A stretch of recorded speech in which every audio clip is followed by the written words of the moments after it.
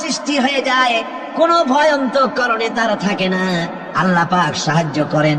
আর আল্লাহর উপরে ঈমান আনলে পরে রব্বুল আলামিন বলেছেন, ইয়া আইয়ুহাল্লাযীনা আমানু হাল আদুল্লুকুম আলা তিজারাতিন তুনজিকুম মিন আযাবিন আলীম।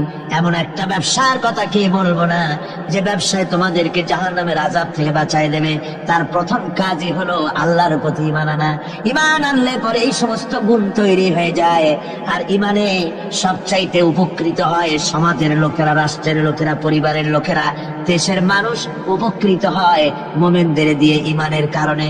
তার কারণ হলো একজন মুমিন, একজন ব্যক্তি যখন ঈমানদার হয়, মুমিন হয়ে যায়, আল্লাহর প্রতি যখন প্রগাঢ় বিশ্বাস তার এসে যায়, তখন সেই ব্যক্তি নৈতিকতার মান তার বেড়ে যায়। জোরে বলেন সুবহানাল্লাহ। নৈতিক চরিত্রের উপরে সে প্রতিষ্ঠিত হয়, সে মিথ্যা বলতে সাহস পায় না। মুমিন ব্যক্তি মিথ্যা বলতে সাহস পায় না। কেন পায় না? মিথ্যা বলতে সাহস পায় না, ঠকাতে সাহস পায় না, ওজনে কম দিতে সাহস পায় না, শয়তানি বদমাশি করতে সাহস পায় না। তার কারণ হলো আল্লাহ পাক বলে দিয়েছেন, মুমিন কোরআনের ভিতরে পড়েছে, ইয ইয়াতালাক্কাল মুতালাক্কিয়ানি আনিল ইয়ামিনি ওয়া আনিশ শিমালি কাঈদ। দুজন নিয়ন্ত্রণকারী ফেরেশতা তোমার ডানে এবং বামে বসে বসে তোমাকে নিয়ন্ত্রণ করছে। কোথায় যাও, কি করো, এই ফেরেশতারা বসে বসে সব দেখতেছে। মা ইয়ালফিযু মিন কাওলিন ইল্লা লাদাইহি রাকীবুন আতীদ। মানুষ এমন কোনো কথা বলে না যা ফেরেশতারা রেকর্ড না করে, সব রেকর্ড হয়ে যায়। তাই মুমিন ব্যক্তি দায়িত্বহীন কথা বলতে পারে না।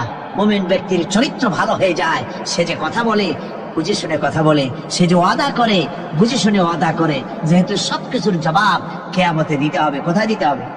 কোথায় দিতে হবে? কিয়ামতে আল্লাহর দরবারে জবাব দিতে হবে। মহান আল্লাহ রাব্বুল আলামিন বলেছেন, ওয়ালাকাদ খালাকনাল ইনসানা ওয়া না'লামু মা তুওয়াসবিসু বিহি নাফসু। মানুষ সৃষ্টি করেছি আমি, তার অন্তঃকরণের ভিতরে ওয়াসওয়াসা কি হয় আমি জানি। এই জন্য মুমিনেরা মনের ভিতরে কোনো খারাপ কল্পনাও করতে পারে না। খারাপ কল্পনা করলেও তার হিসাব দেওয়া লাগবে আল্লাহর কাছে। কার কাছে? ওয়াইন তুবদু মিন আনফুসিকুম আও তুখফুহু ইউহাসিবুকুম বিহিল্লাহ। আল্লাহ বলেন, মনের মধ্যে যে সব কল্পনা করো তা প্রকাশ করো আর গোপন রাখো, ওইটার হিসাব নেব আমি আল্লাহ পাক। কিয়ামতের দিন আমার কাছে হিসাব দিতে হবে। বন্ধুগণ, এই জন্য মুমিন যারা, মুমিনদের চরিত্র প্রতিষ্ঠিত হয়, মুমিনদের ধারণা থাকে যেখানেই যাই না কেন, যেখানেই বসি না কেন, সেখানেই আল্লাহ, আল্লাহ ছাড়া কোনো জায়গা নাই। আছে নাকি? আছে। আল্লাহ পাক বলেন, মা ইয়াকুনু মিন নাজওয়া সালাসাতিন ইল্লা হুয়া রাবিউহুম। তোমরা যেখানে তিনজন মিলে পরামর্শ করো, মনে রেখো তিনজন নও, ওখানে চতুর্থ সত্তা আমি রব্বুল আলামিন তোমাদের কাছে আছি। সব শুনি আর দেখি। পাঁচজন যেখানে হও সেখানে আমি ষষ্ঠ। এর থেকে যদি কম হও, এর থেকে যদি বেশি হও, বান্দারে তুমি আছো যেখানে আমি আল্লাহ আছি সেখানে। উপায় নাই, সব জায়গায় আমি দেখতে পাচ্ছি। শুধু তাই নয়, রাত্রিবেলায় মানুষেরা গোপনে পরামর্শ করে, করে না? করে কিনা? রাতে রাতে পরামর্শ করে, এক জায়গায় বসে, হলের মধ্যে, পাহাড়ের মধ্যে, কোন জায়গায় বসে পরামর্শ করে। কি পরামর্শ? ইসলামী আন্দোলনের লোকদের মারবে, কোথায় তাদের ধরবে, কোথায় তাদের অত্যাচার করবে, এই সমস্ত পরামর্শ করে। আল্লাহ পাক বলছেন, শুনুন, আল্লাহ রাব্বুল আলামিন বলেন, ওয়া হুয়া মাআহুম ইয ইউবাইতুনা মা লা ইয়ারদা মিনাল কওল ওয়া কানা আল্লাহু বিমা ইয়ামালুনা মুহীতা। আল্লাহ পাক বলেন, তিনি তো ঠিক সেই সময়ও তোমাদের কাছে থাকেন যখন তোমরা নিজেদের ঘরের মধ্যে বসে কোন এক জায়গায় বসে আল্লাহর মর্জির খেলাফ পরামর্শ করো, আল্লাহ তখনও তোমাদের কাছে থাকেন। আল্লাহর এহাতা থেকে, আল্লাহর কর্তৃত্ব থেকে বেরিয়ে যাওয়ার কোনো উপায় নাই। সুতরাং গোপনে বলেন, প্রকাশ্যে বলেন, যেভাবেই যা কিছু করা হোক না কেন, আল্লাহর কাছে আমাদের সমস্ত অপরাধগুলি ধরা হয়ে যায়। আর এটাই হচ্ছে ইমানের সীমা পরিসীমা। তিলকা হুদুদাল্লাহ ফালা তা'তাদুহা, তিলকা হুদুদুল্লাহ, এটাই হচ্ছে আল্লাহর সীমানা। ইমানের এই সীমারেখা বজায় রেখে ইমানের উপরে মজবুত করে কোনো ব্যক্তি, পরিবার, সমাজ, রাষ্ট্র যদি তৈরি হয়, তাহলে সেই সমাজেই শান্তি আসে, সেই সমাজেই আরাম আসে, সেই রাষ্ট্র শান্তিপূর্ণ হয়, সেখানে দিন কায়েম হয়, মানুষ সুখ সমৃদ্ধি খুঁজে পায়। সুতরাং আমরা আজকে আলোচনা করলাম ইমানের কোয়ালিটি। কি আলোচনা করলাম? ইমানের কোয়ালিটি। এই কোয়ালিটি দিয়ে যেন আল্লাহ আমাদেরকে ভরপুর করে দেন। জোরে বলেন আমিন, আরো জোরে বলেন আমিন।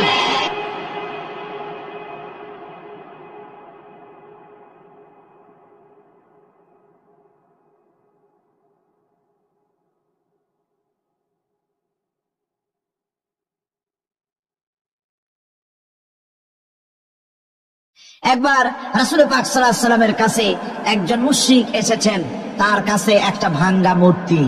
হুজুর জিজ্ঞেস করলেন, তোমার মূর্তিটা ভাঙা কেন? লোকটি বলল যে এটি হচ্ছে আমার খোদা, একে আমি সব সময় সাথে রাখি, না জানি কোন সময় কোন বিপদে পড়ি, এই জন্য সাথে রাখি বিপদ থেকে বাঁচার জন্য। পথিমধ্যে আমার প্রকৃতির ডাক এলো, পেশাব পায়খানায় যাওয়ার প্রয়োজন হলো, তো মনে করলাম এমন জায়গায় এই খোদা নিয়ে যাওয়া উচিত না। খোদাকে রাস্তার উপরে রেখে তারপরে গেলাম কাম সারতে। কাম সেরে এসে দেখি যে এইটার মাথা থেকে শুরু করে পা পর্যন্ত ভিজা। মনে করলাম খোদার শরীর ভিজা, না জানি নিশ্চয়ই কোনো পবিত্র বরকতপূর্ণ পানি হবে। এই বরকতপূর্ণ পানি আমি নিজে একটু টেস্ট করলাম, জিহ্বা দিয়া চাটলাম, খাইলাম, দেখলাম যে কেমন কেমন গন্ধ আসে, আর কি একটা টক টক জাতীয় বিশ্রী রকমের। তো মনে করলাম পবিত্র পানি এরকমের গন্ধ হবে কেন? এদিক ওদিক তাকালাম, তাকিয়ে দেখি দূরে একটা কুকুর দাঁড়ানো, তার নিচের থেকে পানি টপকাচ্ছে। তখন ভাবলাম যে আসলে কোন বরকতের পানি এটা। আমি তখন রাগ করে এইটা ঠ্যাং ধরে আছাড় মারলাম যে তুই কি খোদা না তুই একটা হুদা? তুই তো নিজেরই ঠেকাতে পারিস না বিপদ থেকে, তো আমারে ঠেকাবি কি করে? হাদিস শরীফ এসেছে, রাসূল পাক সাল্লাল্লাহু আলাইহি ওয়াসাল্লাম তখন হেসে দিয়েছিলেন। সে হাসিতে হুজুরের দন্ত মোবারক বিকশিত হয়েছিল, শরীর মোবারক কেঁপে উঠেছিল। হুজুর জিজ্ঞেস করলেন, আমার কাছে কি বক্তব্য এসেছো? লোকটি বলছে, হুজুর আমার কাছে আজকে এইসব জিনিসের ব্যর্থতা, অসারতা ধরা পড়েছে, আমি তাওহীদের আশ্রয় নিতে এসেছি। আল্লাহর নবী বললেন, পড়ো লা ইলাহা ইল্লাল্লাহু মুহাম্মাদুর রাসূলুল্লাহ। মুমিন ব্যক্তি আত্মমর্যাদার সৃষ্টি হয় তার কলিজার মধ্যে, আত্মসম্ভ্রম, আত্মসম্মান। সে কারো কাছে মাথা নত করবে না, তার কারণ সে জানে আমি যার গোলাম তিনি হচ্ছেন সকল ক্ষমতার উৎস। সকল ক্ষমতার উৎস কে? চিল্লায় বলতে হবে, সকল ক্ষমতার উৎস কে? কিন্তু আমার দেশের পার্লামেন্ট, আমার দেশের সংসদ, এই সংসদে নেতা নেত্রীরা সেখানে বসে বলেন সকল ক্ষমতার উৎস, সকল শক্তির উৎস জনগণ। বলেন এরকম, সকল ক্ষমতার উৎস জনগণ। এই ধরনের কথা বলা শিরক, বিশ্বাস করাও শিরক। জনগণের ক্ষমতা কোথায়? জনগণ শুধু ভোটের ক্ষমতা রাখে, ক্ষমতা দেওয়ার মালিক আর ক্ষমতা ছিনায় নেওয়ার মালিক। জোরে বলেন কে? জনগণই যদি ক্ষমতার মালিক হয়, তাহলে 9 বছরের রাজার 10 বছরের সাজা হয় কেমনে? জনগণ ক্ষমতার মালিক নয়, এটি একটি মিথ্যে কথা। এই কথাটি শিরক। কোন মুসলমানের কথা বিশ্বাস করা উচিত নয়। কথা বুঝতে পেরেছেন? কোন মুসলমানের বিশ্বাস করা উচিত নয়। আল্লাহ পাক পরিষ্কার বলেছেন, আন্নাল কুওয়াতা লিল্লাহি জামিআ, সমস্ত ক্ষমতার উৎস কেবলমাত্র আল্লাহ সুবহানাহু ওয়া তাআলা। কিন্তু বেকুবরা বোঝে না, জনগণকে খুশি করার জন্য, তাদের ভোট যেন বারবার পাওয়া যায়, এই জন্য বলে সমস্ত ক্ষমতার উৎস জনগণ। বেকুবেরা পাগলেরা বুঝে না, সেই জন্যই তারা এই কথাগুলি বলে। কয়েকটি কথা আমাদের দেশে চালু আছে যে কথাগুলি শুনলে খুবই খারাপ লাগে। একটা হচ্ছে সকল ক্ষমতার উৎস জনগণ, এটি মারাত্মক শিবপূর্ণ কথা। আরেকটি কথা, যখন রেডিও টিভিতে বলা হয় যে কুতুবদিয়া, হাতিয়া সন্দ্বীপ, কক্সবাজার উপকূলীয় এলাকায় থেকে 280 মাইল স্পিডে বাতাস প্রবাহিত হবে, 30 ফিট উঁচু হয়ে জলোচ্ছ্বাস হবে, গ্রেট ডেঞ্জার সিগন্যাল নাম্বার 10 দেখাবার জন্য বলা হলো। সাথে সাথে তারপরেই রেডিও টিভি থেকে, সরকারি যন্ত্র থেকে সরকারের লোকেরা বলতে থাকেন এই বিরাট তুফান, জলোচ্ছ্বাস এবং ঘূর্ণিঝড়ের মোকাবেলা করার জন্য সেনাবাহিনী প্রস্তুত করে রাখা হয়েছে। কি বেকুবি! 30 ফুট জলোচ্ছ্বাস হবে, সেনাবাহিনী করবে কি? বন্দুক নিয়ে দাঁড়ায় থাকবে? মোকাবেলা করবা? প্রচন্ড বাতাসের মোকাবেলা করবে তুমি সলিমুদ্দিন? হ্যাঁ, বরং বলা যেতে পারে ঘূর্ণিঝড় এবং জলোচ্ছ্বাসের পরে যে দুর্যোগ সৃষ্টি হবে তড়িৎ গতিতে, আমরা সেই দুর্যোগকে, মানুষকে ঠেকাবার জন্য আমরা প্রাণ চেষ্টা চালাবো, আমাদের সব মেশিনারি সেজন্য প্রস্তুত আছে, এটা বলা যেতে পারে। কিন্তু ঝড়ের মোকাবেলা করব, মারাত্মক কথা, মারাত্মক কথা। আবার আরেকটি কথা খুবই মারাত্মক, এগুলো পত্র পত্রিকায় দেখি, অমুক দলের অমুক নেতা হসপিটালে মৃত্যুর সঙ্গে পাঞ্জা লড়তেছে। আজীব তামাশা! মৃত্যু কি তোমার মাইকেল টাইসন? মৃত্যু কি তোমার মোহাম্মদ আলী ক্লে যে পাঞ্জা লড়বা? মৃত্যুর সাথে পাঞ্জা লড়তে পারে এমন ক্ষমতা পৃথিবীর কেউ আছে? সুতরাং এগুলো জাহালাতের কথা, মূর্খতার কথা। মৃত্যু যন্ত্রণায় ভুগছে এটা বলা যায়, মৃত্যু যন্ত্রণায় কষ্ট পাচ্ছে বলা যায়, মৃত্যুর সাথে পাঞ্জা লড়ছে, সলিমুদ্দিন সাহস তো কম না। আমার ভাইয়েরা, সুতরাং সমস্ত ক্ষমতার উৎস কেবলমাত্র আল্লাহ সুবহানাহু ওয়া তাআলা। যাকে খুশি ক্ষমতায় দেন, যাকে খুশি ক্ষমতা থেকে নামায় দেন। এত বড় প্রচন্ড ক্ষমতার মালিক তিনি। রাতকে দিন বানান, দিনকে রাত বানিয়ে দেন, সাগরকে নগর করেন, নগরকে সাগরে পরিণত করে দেন, আমিরকে ফকির করেন, ফকিরকে আমির বানায় দেন, রাস্তার মানুষ ধরে নিয়ে, অপরিচিত লোক একজন ধরে নিয়ে রাষ্ট্রের মালিক বানায় দেন, প্রেসিডেন্ট বানায় দেন। আবার সম্মানের ফুলের মালা দিয়া গলা থেকে শুরু করে পা পর্যন্ত ফুলের মালা দিয়া ভরে দেন। নাফরমানি যখন বাড়তে থাকে, এত বড় ক্ষমতার মালিক আমার আল্লাহ রাব্বুল আলামিন ফুলের মালাগুলি বাদ দিয়ে ফুলের মালার পরিবর্তে জুতার মালা গলায় পরাইয়া ফাঁসির মঞ্চে ঝুলাইয়া দেন। পারেন কিনা? প্রচন্ড ক্ষমতার মালিক তিনি। তিনি যদি কারো ক্ষমতা ছিনিয়ে নিবেন, এটা যদি সিদ্ধান্ত হয়, পৃথিবীর মানুষ তাকে ক্ষমতার উপরে রাখতে পারে? আর আল্লাহ যদি কাউকে ক্ষমতা দিতে চান, সেই ক্ষমতা থেকে তাকে মাহরুম কেউ করতে পারে? পারেন।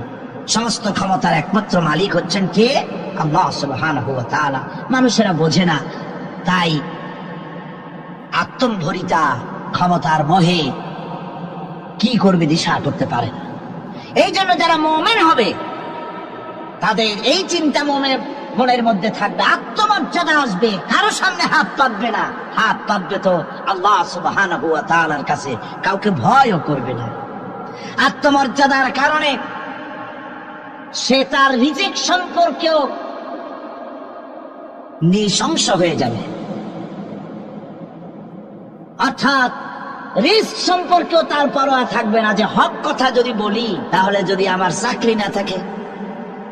আছেন এরকম লোক, হক কথা যদি বলি, চাকরি যদি না থাকে, দাওয়াত যদি আর না হয়, গুলি খেয়ে যদি মরি, এই চিন্তাও মুমিনের লোকের মধ্যে থাকে না, যেহেতু তার আত্মমর্যাদা এসেছে। রিস্কের মালিক মসজিদের মুতাআল্লি নয়। অনেক ইমাম আছে মসজিদে, হক কথা বলতে সাহস পায় না, আছে না? চট্টগ্রামে না থাকতে পারে, বিভিন্ন জেলায় আছে। হক কথা বলার সাহস পায় না, মনে করে রিস্কের মালিক মোতাওয়াল্লি অথবা সেক্রেটারি। আর দুর্ভাগ্যজনক সত্য, বাংলাদেশের অধিকাংশ মসজিদের মোতাওয়াল্লি আর সেক্রেটারি এমন লোক যারা ধর্মনিরপেক্ষতাবাদে বিশ্বাসী, যারা ইসলামের রাজনীতিতে বিশ্বাস করে না। এ ধরনের বহু লোক মসজিদের সেক্রেটারি, মেম্বার, মোতাওয়াল্লি হয়ে বসে আছে আর মসজিদের ইমামদেরকে হক কথা বলতে দেয় না। আছে না? ইমাম সাহেবরা, আমি কিন্তু পাইকারি কথা বলছি না, আলহামদুলিল্লাহ যোগ্যতা সম্পন্ন ইমাম আছেন যারা কথা বলেন। আমার কিছু লোক আছে যারা ভয় পান, আমি তাদের উদ্দেশ্যে বলছি, কোরআনে কারীম বলছে রিস্কের মালিক হচ্ছেন আল্লাহ সুবহানাহু ওয়া তাআলা। তোমার রিস্কের পরোয়াটা কিসের? ইন্নাল্লাহা হুয়ার রাজ্জাকু যুল কুওয়াতিল মাতিন। রিস্কের মালিক তো আল্লাহ পাক, তার হাতেই সমস্ত রিস্ক। রিস্ক কার হাতে? বাংলাদেশ পৃথিবীর দ্বিতীয় বৃহত্তম মুসলিম দেশ। এই দেশে বসে মসজিদে কথা বলতে ভয় পায় মুসলমানেরা, মসজিদে বসে কথা বলতে ভয় পায়। কিন্তু ভারতের দিকে তাকান, ভারতের দিল্লির জুমা মসজিদের ইমাম আব্দুল্লাহ বুখারী, লোকটার জন্য দোয়া এসেই যায় দিল থেকে। যখন কলকাতার হাইকোর্টে কোরআনে কারীমকে ব্যান করে দেওয়ার জন্য মামলা দায়ের করা হলো, দিল্লির জুমা মসজিদের ইমাম বক্তৃতা করলেন। সেই বক্তৃতার ক্যাসেট আমার কাছে পৌঁছানো হয়েছিল। আমি বক্তৃতা যখন শুনছিলাম, আমার মনে হচ্ছিল যেন তার মুখ থেকে আগুন বর্ষণ হচ্ছে। তিনি বলতেছিলেন যে ভারতকে আমরা সাজাইছি, এ ভারতকে আমরা পাতা পল্লব দিয়ে, শাখা প্রশাখা দিয়ে, ফুল দিয়ে, ফল দিয়ে গোটা ভারত 850 বছর বসে আমরা সাজিয়েছি। এ ভারতের কুতুব মিনার আমার, এ ভারতের তাজমহল, শীষমহল, এ ভারতের দেওয়ানি আম, দেওয়ানি খাস, এ ভারতের যা কিছু দেখার, যা কিছু সৌন্দর্য সব মুসলমানেরা করেছে। সেই মুসলমানদের কলিজা, সেই মুসলমানদের রূহ, গোটা পৃথিবীর মুসলমানদের মগজ, পৃথিবীর শ্রেষ্ঠ নেয়ামত আল্লাহ রাব্বুল আলামিনের আখেরি কালাম কোরআনের বিরুদ্ধে কেস হয়েছে। আব্দুল্লাহ বুখারী বলছেন, এই কোরআনের বিরুদ্ধে কোরআন ব্যান করার মতো রায় যদি ভারতের কোন জজ মুখ দিয়ে উচ্চারণ করে কোরআন ব্যান করা হলো, তিনি বলছেন আমি ভারতের জুমা মসজিদের ইমাম শুধু নই, ভারতের 20 কোটি মুসলমানের ইমাম আমি। তিনি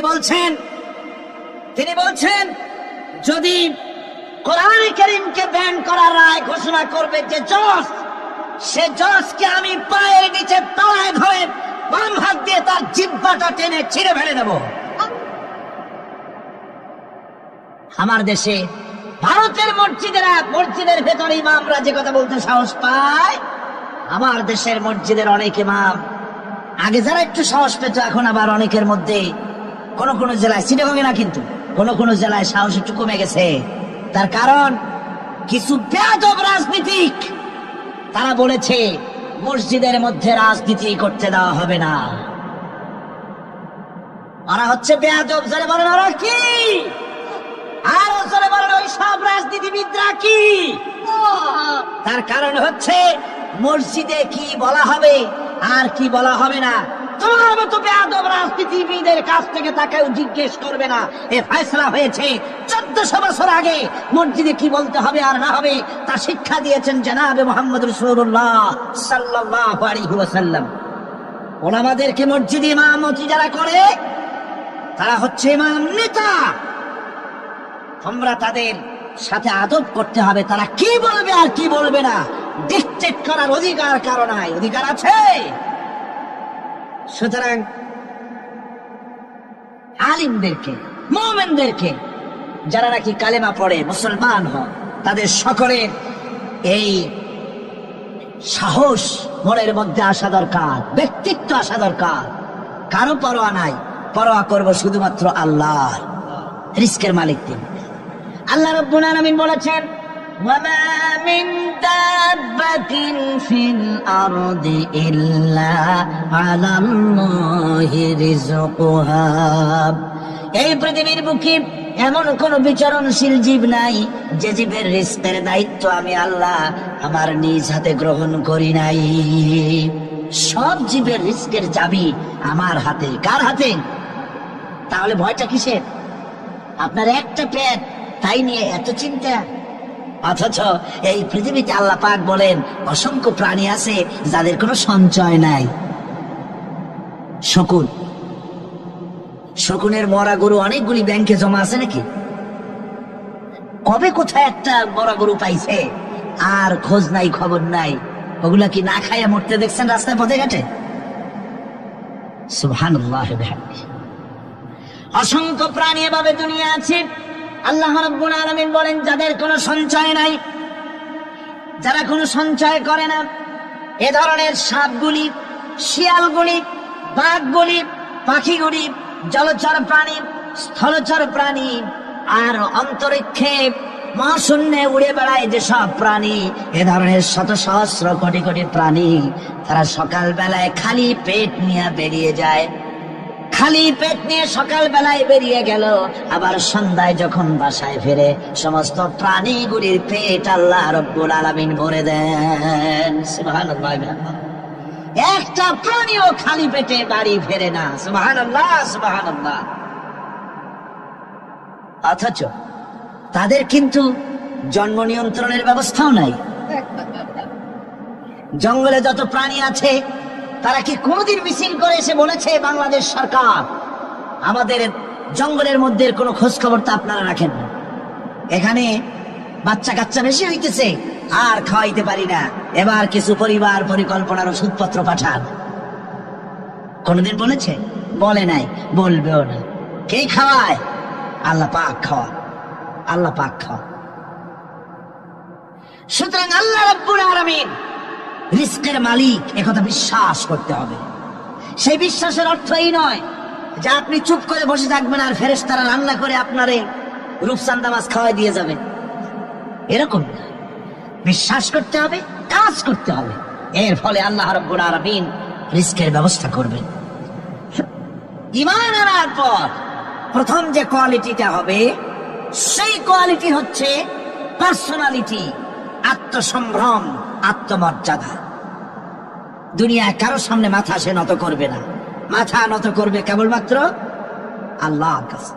সে বিশ্বাস করবে খাইরিহি ওয়া শাররিহি মিনাল্লাহি তাআলা, ভালো মন্দ সব কার কাছ থেকে হয়?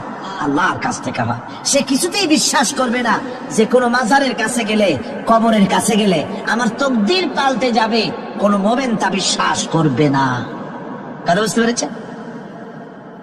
ভালো করার মন্দ করার সবটা মালিক আল্লাহ সুবহানাহু ওয়া তাআলা। এরপরে 2 নম্বরের যে কোয়ালিটি সৃষ্টি হবে মুমিনের মধ্যে ঈমান আনার পর, সে গুণটা হচ্ছে সে বিনয়ী হবে। বিনয়, বিনম্রতা তার এক বৈশিষ্ট্য হবে। বিনয় এবং বিনম্রতার বৈশিষ্ট্য হবে। তার কারণ হচ্ছে ঈমান আনার পরে সে জানতে পেরেছে আল্লাহ রাব্বুল আলামিনের কর্তৃত্ব থেকে বেরিয়ে আসার ক্ষমতা কারো নাই। অহংকার করে যাব কোথায়? আস্ফালন করে যাব কোথায়? আল্লাহর রাজত্বের বাইরে, আল্লাহর ক্ষমতার বাইরে যাওয়ার ক্ষমতা তো কারোই নাই। সুতরাং অহংকার তার মধ্যে জায়গা পাবে না। আল্লাহ পাক দুনিয়ার সমস্ত মানুষের জিনকে পরিষ্কার করে বলেছেন, ইয়া মাশারাল জিন্নি ওয়াল ইনস ইন ইসতাতাতুম আন তানফুযু মিন আকতারিস সামাওয়াতি ওয়াল আরদ فانفذوا لا تنفذون إلا بسلطان।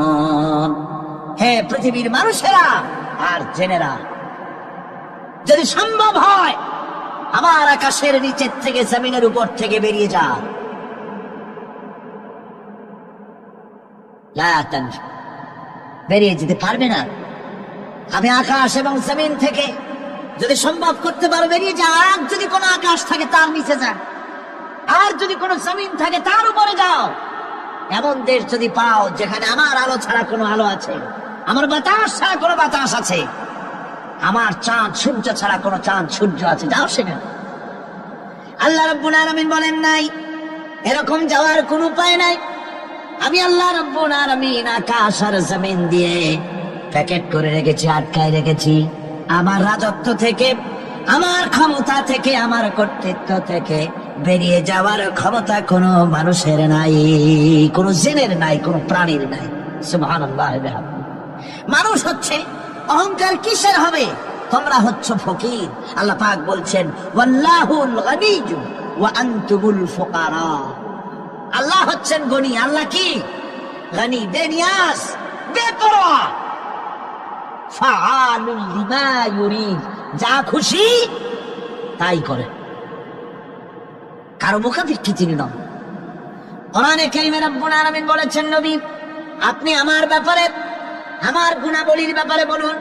কুল হুয়াল্লাহু আহাদ, পড়েন সবাই।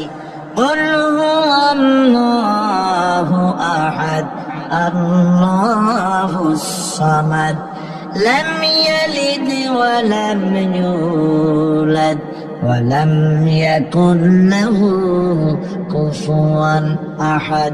আল্লাহ পাক বলেন বান্দারে, ও আমার নবী আপনি বলুন আল্লাহ পাক এক এবং একক, তিনি নিরঙ্কুশ, তিনি বেনিয়াস, তিনি কারো মুখাপেক্ষী নন, তিনি কাউকে জন্ম দেন নাই, তাকেও কেউ জন্ম দেয়নি। আকাশ এবং জমিনে আল্লাহর সমকক্ষ কেউ নাই। তোমরা হচ্ছ ফকির আর আমি আল্লাহ হচ্ছে বেনিয়াস। লিল্লাহি মা ফিস সামাওয়াতি ওয়া মা ফিল আরদ, আকাশে যা আছে জমিনে যা আছে সব আল্লাহ। সব কার? আল্লাহ পাকের। সুতরাং কিসের অহংকার, কিসের বাড়বাড়ি? মানুষ পেছনের কথা ভুলে যায়, মোটেই চিন্তা করে না। একটু আগে যারা ক্ষমতায় ছিল আজকে তারা ক্ষমতা হারা, আজকে যারা ক্ষমতায় এলো তারা আবার ক্ষমতা মস্তদে বসে দুনিয়ার সব বিপদ আপদ ভুলে যায়। কি করে আরো বেশি লুটপাট করা যায়, আরো বেশি মানুষকে শোষণ করা যায়, মানুষ এই চিন্তাই করে। অহংকারে, ক্ষমতার দর্পে ফেটে পড়ে, চিন্তা করে না পেছনের কথা। আল্লাহ রাব্বুল আলামিন বলেন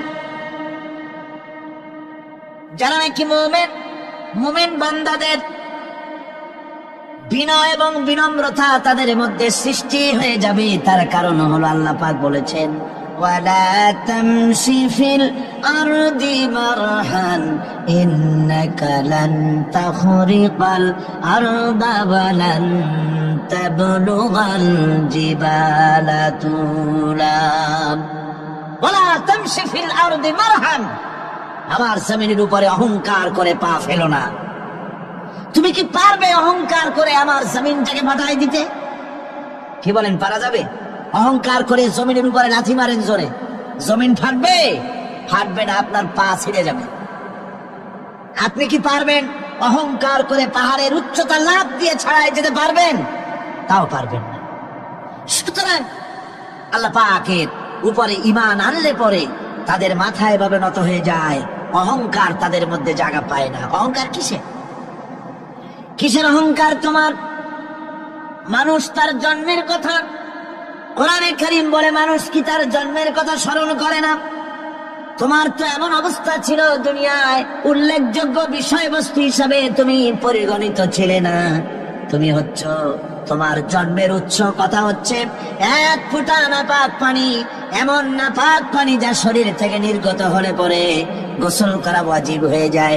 এমন এক ফোঁটা নাপাক পানি যারা জন্মের উৎস, তার আবার অহংকার কিসের? পৃথিবীতে অহংকার যারাই করলো আল্লাহ পাক তাদেরকে ভালো করে দেখায় দিলেন। নমরুদকে দেখায়ছেন, ফেরাউনকে দেখায়ছেন, যুগের ছোট ছোট নমরুদ ফেরাউন যেখানে যেখানে খুদে খুদে ফেরাউন হয়েছে আল্লাহ সকলকেই দেখিয়ে দিয়েছেন, দেন নাই? দেখিয়ে দিয়েছেন। সুতরাং মাথা নিচু করে চলতে হবে, বিদ্যার বড়াই করে চলবে না। কত লেখাপড়া করেছো তুমি? MA পাস করেছো, তাতে কি হয়েছে? সবে মাত্র বর্ণবোধ পড়েছো, জ্ঞানের রাজ্যে পা ঢুকিয়েছো, এখনো কিছু শেখনি। টাইটেল পাস করেছো তো কি হয়েছে, কদ্দূর শিখেছো? নিউটনের মতো মানুষ মৃত্যুর সময় বললেন, কেন সমুদ্রের বেলাভূমিতে দাঁড়িয়ে সামান্য বালু কণা নিয়ে নাড়াচাড়া করলাম, অথই সমুদ্রের কিছুই দেখতে পারলাম না। শেখ সাদি রহমতুল্লাহ আলাইহি ইন্তেকালের সময় বলেছেন, মালুম শোধ কি হিচ মালুম না শোধ, সারা জীবন সাধনা করে বুঝিলাম ইহা, যে কিছুই বুঝিলাম না। এগুলি হচ্ছে জ্ঞানীদের কথা। আর কোন রকম ইউনিভার্সিটির বারান্দা দিয়ে 3-4 দিন হাঁটছে, কয় যে সব বুঝি। কি বুঝছো? দেয়ার ইজ নো গড, স্রষ্টা বলতে কেউ নেই। পাগল কি আর গাছে ধরে মিয়া? সুতরাং বিদ্যার বড়াই চলবে না, স্বাস্থ্যের বড়াই চলবে না, অর্থের বড়াই চলবে না। অর্থের বড়াই করবে, কত অর্থ তোমার হয়েছে, আল্লাহ যদি ইচ্ছে করেন ব্রেনের মধ্যে, মগজের মধ্যে এমন টিউমার করে দিবেন, মগজের মধ্যে এমন ক্যান্সার করে দেবেন, হার্টের ভিতরে এমন ক্যান্সার লাগাই দিবেন, 14 গোষ্ঠী বিক্রি করলে ঔষধের পয়সা হবে না। পারবে কিনা আল্লাহ এখন জোরে বলবেন, পারবেন কিনা? এমন বহুত অসুখ আছে ডাক্তাররা বোঝেই না ঔষধ দেবে কি। হযরত ইউনূস আলাইহিস সালাম মাছে তারে গিলে ফেলে দিল, হতাশায় তিনি হার্ট ফেল করেন নাই। মাছের পেটের মধ্যে যদি কেউ চলে যায়, বেরিয়ে যাওয়ার জন্য কোন ব্যাকডোর আছে নাকি? কোন পালাবার কোন রাস্তা আছে? মাছের পেটের জানালা দরজা আছে কিছু? কিছুই নেই। তিনি হতাশ হলেন না, মাছের পেটের ভেতরে বসে হযরত ইউনূস আলাইহিস সালাম বুক ভরা আশা নিয়ে আল্লাহর দরবারে তিনি ঘোষণা করলেন, লা ইলাহা ইল্লা আনতা সুবহানাকা ইন্নী কুনতু মিনাজ জালিমিন। পড়েন না সবাই, লা ইলাহা ইল্লা আনতা সুবহানাকা ইন্নী কুনতু মিনাজ জালিমিন। হযরত ইউনূস আলাইহিস সালাম বললেন, আল্লাহ তুমি ছাড়া কোনো ইলাহ নাই, তোমার পবিত্রতা ঘোষণা করছি, আমি জালিমদের অন্তর্ভুক্ত হয়ে গেছি। তিনি যখন চিল্লাচ্ছিলেন, মাছের পেটের ভিতরে বসে যখন কাতরুক্তি করতেছিলেন, আল্লাহ বুঝি তখন শোনেন নাই সে কথা? কি বলেন? আল্লাহ বুঝি তখন তন্দ্রায় বা নিদ্রায় ছিলেন না? আল্লাহ পাক কি ঘুমান? তন্দ্রায় যান? লা তাখুযুহু সিনাতুন ওয়ালা নাওম। আল্লাহ রাব্বুল আলামিন বলেন, কোন তন্দ্রা বা নিদ্রা আল্লাহ রাব্বুল আলামিনকে স্পর্শ করে না।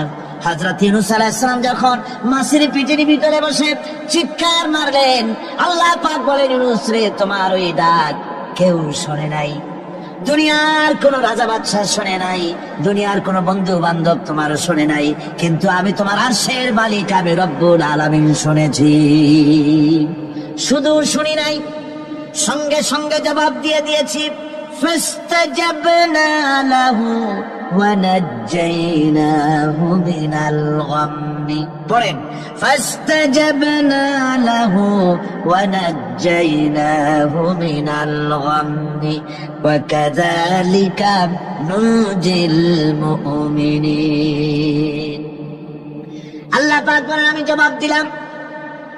মাছের পেটের ভিতরে বেদনা শুরু হয়ে গেল, মাছ আর তলদেশে শুয়ে থাকতে পারলো না, সাঁতরাতে পারলো না, মাছ ভেসে উঠলো উপরে। পেটের যন্ত্রণায় মাছ কিনারায় চলে এসে বমি করে দিতে পারলে যেন বাঁচি, এই অবস্থা মাছের হলো। কিনারায় চলে এলো, বমি করে ইউনূস আলাইহিস সালামকে ফেলে দিল, মাছও বাঁচলো, ইউনূস আলাইহিস সালামও বাঁচলো। আল্লাহ রাব্বুল আলামিন বলেন, মুমিনেরা শোনো, শুধু ইউনূসকে নয়, ওয়া কাযালিকা নুজিল মুমিনিন। এইভাবে করে মুমিন বান্দারা যদি আমাকে ডাকি, আমার কাছে যদি হাত ফাইলায়, আমি আল্লাহ রাব্বুল আলামিন মুমিনদের এভাবে বিপদ মুক্ত করে দেই। আল্লাহ পাক বিপদ মুক্ত করে দেন। ওয়া মান ইয়াত্তাকিল্লাহা ইয়াজআল লাহু মাখরাজা। আল্লাহকে যে ভয় করে, আল্লাহ তার জন্য রাস্তা খুলে দেন। জোরে কোন সুবহানাল্লাহ। দেখেন, ইউসুফ আলাইহিস সালাম জুলাইখা তাকে আটকায় ফেলেছে ঘরের মধ্যে, তালা দেওয়া, খিল দেওয়া, সিটকানি মারা, পালাবার পথ নাই, চতুর্দিকে উলঙ্গ নগ্ন চিত্র। আর এই সুন্দরী যুবতী নারী জুলাইখা তার প্রেম নিবেদন করেছে হযরত ইউসুফের কাছে। যৌবনে ভরা টকবগে যৌবনের যুবক হযরত ইউসুফ আলাইহিস সালাম, সৌন্দর্যের পিরামিড, বাঁচার কোনো পথ নাই জুলাইখার কুপ্রবৃত্তি চরিতার্থ করে দেওয়া ছাড়া। কিন্তু হযরতে ইউসুফ আলাইহিস সালাম আল্লাহ রাব্বুল আলামিনকে ডাকলেন, হতাশায় ভেঙে পড়লেন না, আল্লাহকে ভয় করলেন, আল্লাহকে ডাকলেন। আল্লাহকে ডেকে, আল্লাহকে ভয় করে তালাবদ্ধ দরজার দিকে যখন দৌড় মারলেন, রব্বুল আলামিন আপন কুদরতে দরজার তালাগুলি খুলে দিলেন। ভাইরা আমার, এভাবে করে মুমিনেরা কখনো হতাশ হয় না। ফাইন্না মাআল উসরি ইউসরা, ইন্না মাআল উসরি ইউসরা। মনে রাখতে হবে, দুঃখ কষ্টের সাথে থাকে সুযোগ সুবিধা, আর প্রত্যেক অসচ্ছলতার সাথে থাকে উদার সচ্ছলতা। এর কোনো বিপরীত কখনই হয় না। আল্লাহ রাব্বুল আলামিন এইভাবে করে মুমিনদেরকে বলেছেন যেন তারা হতাশায় ভেঙে না পড়ে। আল্লাহ পাক বলে, বান্দা যখন আমাকে ডাকে, আমি বান্দার একদম নিকটে, তার ঘাড়ের চাইতেও নিকটে। ওয়া নাহানু আকরাবু ইলাইহি মিন হাবলিল ওয়ারিদ। আমি আমার বান্দার সারা যে রদের উপরে তার মাথা, এর থেকেও আমি আমার বান্দার বেশি নিকটে। সুবহানাল্লাহ পড়ে। আমি তোমার কাছে, আমার কাছে মাপ চাও, যত বড় গুনাহ হোক। ওয়া ক্বালা রাব্বুকুম উদউনি আস্তাজিব লাকুম। তোমার প্রভু তোমাকে ডেকে বলেছে, আমাকে ডাকো, আমি মাফ করে দেব। সুবহানাল্লাহি ওয়া বিহামদিহি। কত বড় কথা, আমাকে ডাকো, নিরাশ হয়েও না, হতাশ হয়েও না। আল্লাহর গজব বেশি না রহমত বেশি? আল্লাহর রহমত বেশি। হাদিসে কুদসির ভিতরে এসেছে, আল্লাহ পাক বলেছেন, কোন বান্দা যদি আমার দিকে এক বিগত অগ্রসর হয়, আমার রহমত তার দিকে এক হাত এগিয়ে যায়। কোন বান্দা যদি আমার দিকে হেঁটে আসে, আমার রহমত তার দিকে দৌড়ে যায়।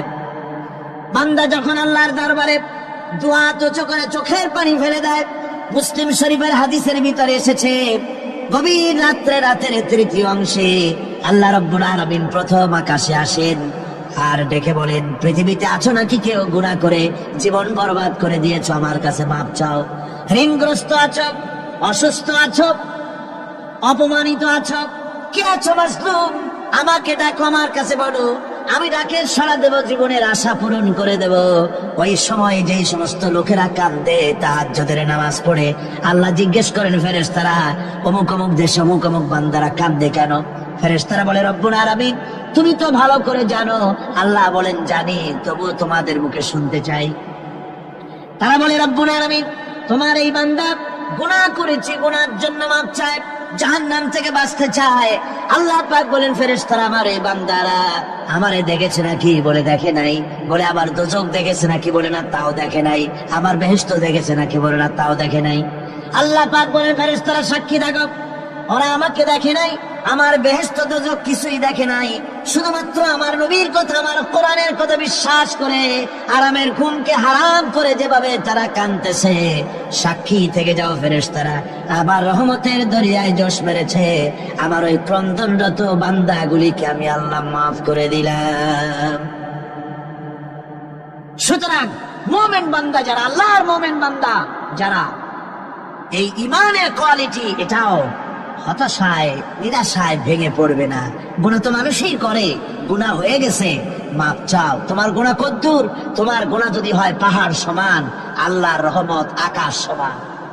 জাহান্নামের কঠিন শাস্তি থেকে বাঁচতে হলে আল্লাহর প্রতি ঈমান আনতে হবে। আর ঈমান আনলে যে কোয়ালিটি গুলি হওয়া উচিত, সেগুলি আমি আপনাদের সামনে আলোচনা করছি। এরপর আরেকটি কোয়ালিটি হবে মুমিনের, তা হলো কঠোর কঠিন বিপদে অবিচল থাকবে, বিপদে ভেঙে পড়বে না। বিপদ আপদ, শত্রুতা, ক্ষয় ক্ষতি যা কিছু হয় সবই আল্লাহর পক্ষ থেকে, এটা মেনে নিতে হবে এবং ধৈর্য ধারণ করতে হবে। বিপদ মুসিবত শুধু উম্মতের জন্য নয়, দুনিয়ার সমস্ত নবীদের বিপদ এসেছে, হয় নাই? নবীদের বিপদ আসে নাই? কোরআনে কারীম থেকে শুনুন, আল্লাহ রাব্বুল আলামিন বলেন, وَكَذَلِكَ جَعَلْنَا لِكُلِّ نَبِيٍّ عَدُوًّا مِنَ الْمُجْرِمِينَ আল্লাহ পাক বলেন এমনি করে আমি সকল নবীদের শত্রু বানিয়ে দিয়েছি, সব পাপিষ্ঠ আর অপরাধ প্রবণ লোকদেরকে। প্রত্যেক যুগে নবীদের শত্রু ছিল, প্রত্যেক যুগে নবীদের কি ছিল? শত্রু ছিল। সে শত্রু কারা ছিল?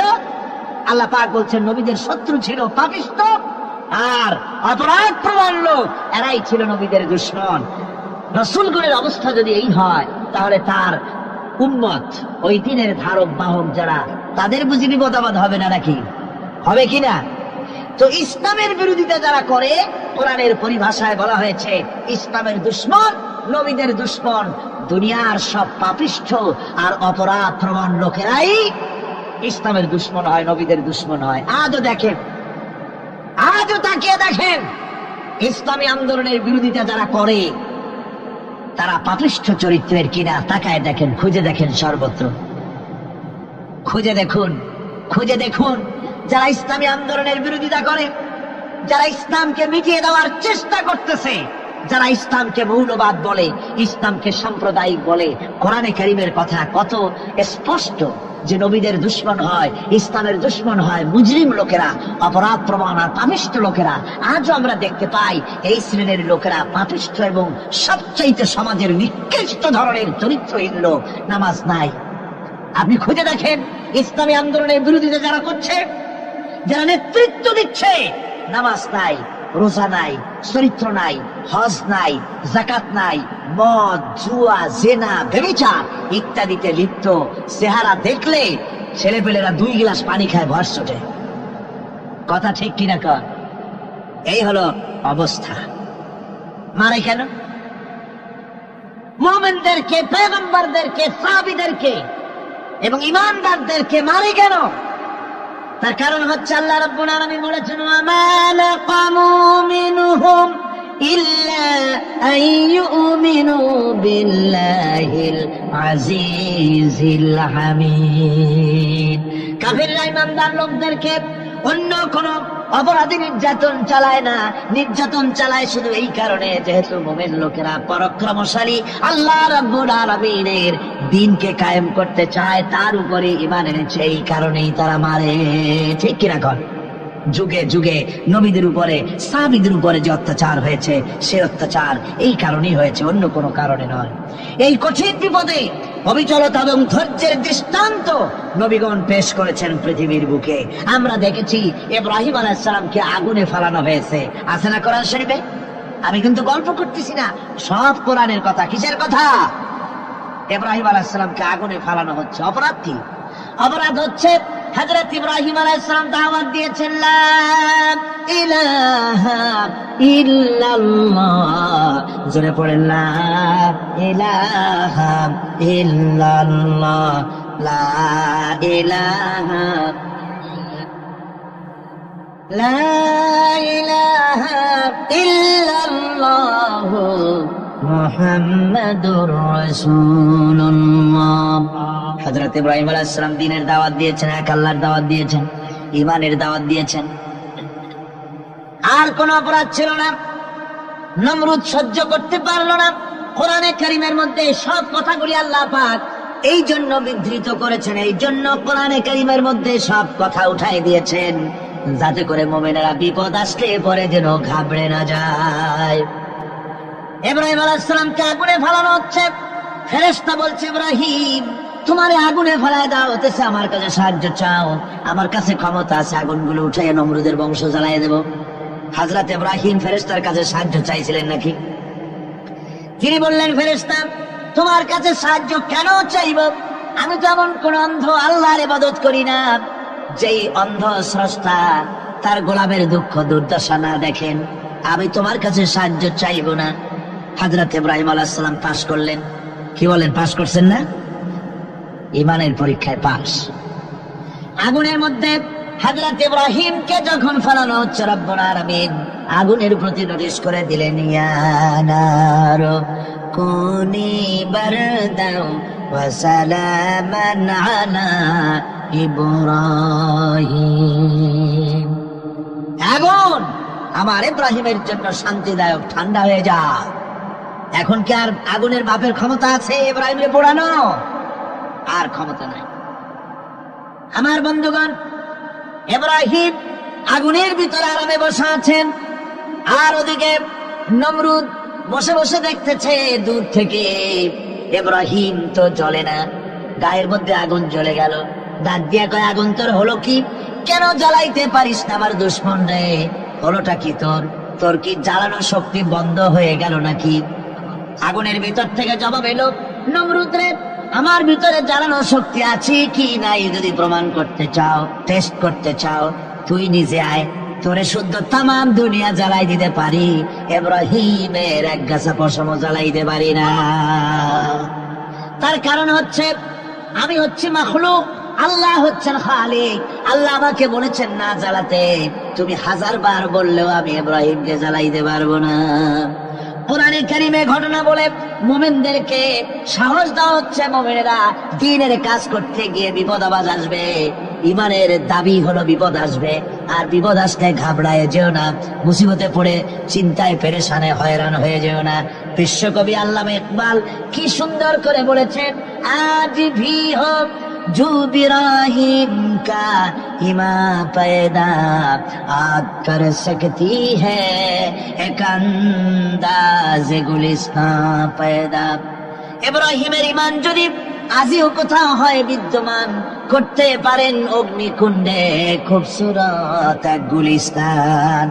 আজও যদি আগুনের ভিতরে কোন নমরুদ কোন ইব্রাহিমকে যদি ফেলে দেয়, আল্লাহ রাব্বুল আলামিন আজও আগুনকে ফুলের বাগান বানায়া দিবেন। সুবহানাল্লাহ। ভয় পাওয়ার কারণ নাই, চিন্তা করার কোনো কারণ নাই। আমার বন্ধুগণ, হযরতে হুদ আলাইহিস সালামকে যখন সমাজের লোকেরা, রাষ্ট্রের লোকেরা ঘিরে ফেলে দিল, সমাজ শক্তি, রাষ্ট্র শক্তি যখন তাকে ঘিরে ফেলে দিল, ষড়যন্ত্রের পাহাড় তুলে দিল, তারে মেরে ফেলে দিবে, হযরত হুদ দেশ থেকে তা পালায় গেলেন না, ভয় পেলেন না। হযরতে হুদ আলাইহিস সালাম বললেন, কোরআনে কারিমে হযরত হুদের কথা কোট করা হলো, ফাকিদুনি জামিআন সুম্মা লা তুনজিরুন।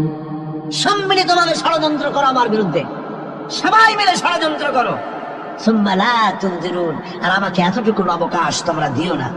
ইন্নী তাওয়াক্কালতু আলাল্লাহি রাব্বি ওয়া রাব্বিকুম, আমি ভরসা করেছি সেই আল্লাহর উপরে, যার কুদরতি হাতের ভেতরে, যিনি আমাদের রব তোমাদেরও রব, আর যার কুদরতি হাতের ভিতরে তামাম পৃথিবীর জানগুলি যার হাতে, সে আল্লাহর উপরে ভরসা করেছে।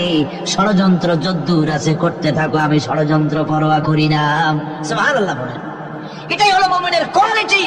শুধু ঈমান, লা ইলাহা ইল্লাল্লাহু মুহাম্মাদুর রাসূলুল্লাহ, গরুর গোশত খাই, আর রবিউল মাস আসতে পারে, ইয়া নবী সালাম আলাইকা, ইয়া রাসূল সালাম আলাইকা, তারপরে গরম গরম জিলাপি আর রসগোল্লা খাইলাম খুব বেশি করিয়া, এর নাম মুমিন নয়। মুমিন হচ্ছে তার চলায় ফেরায়, ওঠায় বসায় সাহসকে তার এক আন্দাজ তৈরি হবে সে।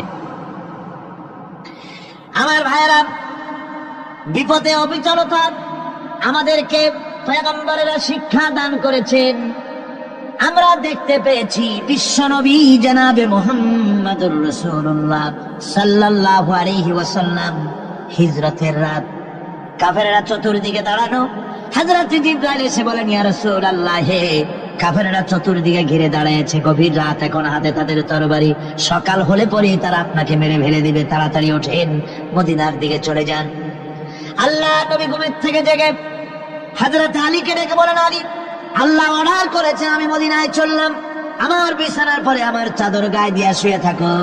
হযরত আলী বলেন, আল্লাহর হাবিব, আপনার চাদর গায়ে দিয়ে ঘুমিয়ে থাকবো, সকালবেলায় কাফের বেঈমানেরা আপনার বিছানার পরে আপনার চাদর গায়ে দেওয়া অবস্থায় আমি আলীকে তারা মুহাম্মদ মনে করবে, আর আমি আলীকে নবী মনে করে তারা তাদের তরবারি দিয়া কেটে কেটে টুকরা টুকরা করে আমারে বিদায় করে দেবে দুনিয়া থেকে।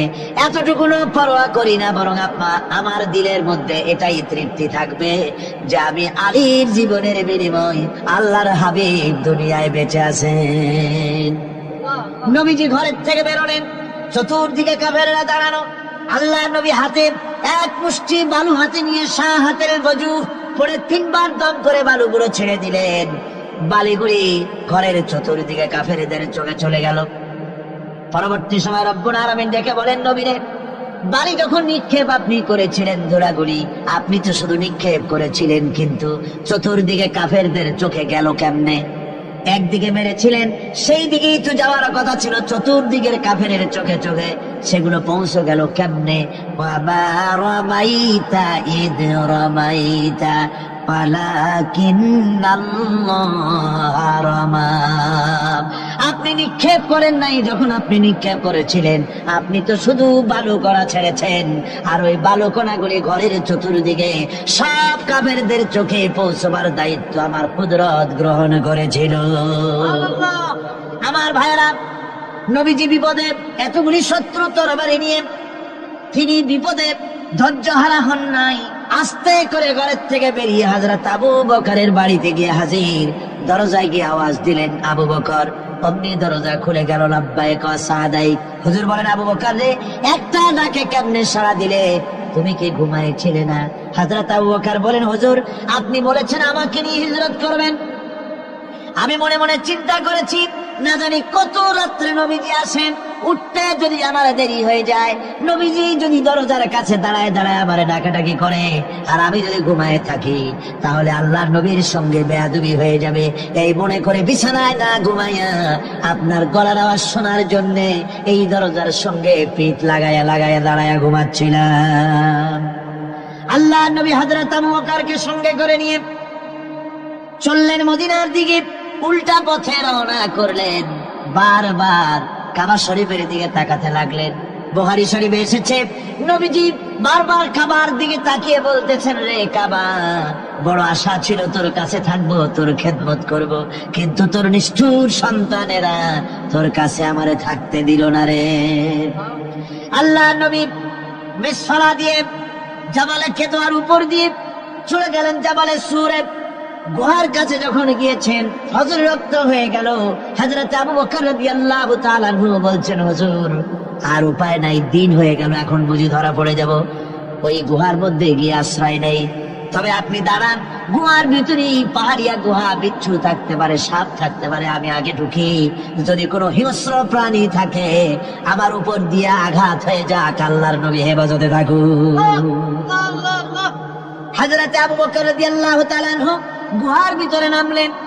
নেমে গুহা সাফ করে হুজুরকে ডাকলেন। হুজুর তাশরীফ ফরমালেন গুহার মধ্যে। হুজুর বলেন, আবু বকর, হেঁটে হেঁটে কষ্ট হয়ে গেছে, তুমি বসো, তোমার উরুর উপরে মাথা রেখে আমি একটু ঘুমায়ে যাই। আল্লাহর হাবিব ঘুমায়ে গেলেন। হযরত আবু বকর লক্ষ্য করে দেখেন চতুর্দিকে অনেকগুলি গর্ত দেখা যায়। এই গর্ত থেকে সাপ আসতে পারে, বিচ্ছু আসতে পারে মনে করে নিজের গায়ের চাদর ছিঁড়ে ছিঁড়ে গর্তগুলি বন্ধ করা শুরু করে দিলেন। কয়েকটা গর্ত বন্ধ করার মতো চাদর আর নাই, পাও দিয়ে চেপে ধরলেন। এক পাহাড়িয়া বিষধর সাপ বেরোবার জন্য চেষ্টা করে বেরোবার পথ খুঁজে না পেয়ে হযরত আবু বকরের পায়ের উপরে দংশন করেছে। বিষের যন্ত্রণায় হযরত আবু বকরের চোখ থেকে পানি দরদর করে পড়ছে। রাসূলুল্লাহর ঘুম ভেঙে গেল। আল্লাহর নবী তাকিয়ে বলেন, আবু বকর, চোখে পানি কেন? বাড়ির কথা বুঝি মনে পড়ে গেছে? হযরত আবু বকর বলেন, ইয়া রাসূলুল্লাহ, আল্লাহর নামে কসম করে বলি, যেই দিন আমি ঈমান এনেছি ওই দিন থেকে আমার মা বাপ, আমার কোলে আমার সন্তান, আমার স্ত্রী, আমার জায়গা জমি ঘর বাড়ি, এমনকি আমার নিজের আত্মার চাইতে হুজুর আপনারে ভালোবাসি বেশি। তাহলে কাঁদো কেন? হযরত আবু বকর বলেন, হুজুর বাড়ির জন্য কাঁদি না, ছেলে পেলের জন্য কাঁদি না, সাপে দংশন করেছে, যন্ত্রণায় কাঁদতেছি। আল্লাহ নবী সঙ্গে সঙ্গে মুখ থেকে থুতু বার করে যন্ত্রণার জায়গায় লাগাই দিলেন। সঙ্গে সঙ্গে যন্ত্রণা বন্ধ হয়ে গেল। হুজুর বললেন, আবু বকর, প্রথম যখন তোমার এই আঘাত করেছিল সাপে, আমাকে কেন তাড়াতাড়ি বলো নাই? এতক্ষণ তো তোমার কষ্ট হতো না। হযরত আবু বকর বলেন, ইয়া রাসূলুল্লাহ, ওটা তো সাপে কাটার যন্ত্রণা, ওই যন্ত্রণায় আমার রক্ত জ্বলতেছে, যন্ত্রণায় যন্ত্রণায় আমার কলেজাটা যদি ফেটেও যেত। আল্লাহর হাবিব আরাম ফরমাচ্ছিলেন, আমি তাকে আরামে বিঘ্ন ঘটাতে পারতাম না। আমার ভাইয়েরা, হযরতে আবু বকর, হযরতে রাসূল দুজন বসে আছেন। এমনি সময় কাফের বেঈমানেরা খুঁজতে খুঁজতে জায়গা মতো এসে গেছে। একজনে বলে ভিতরে আছে, আর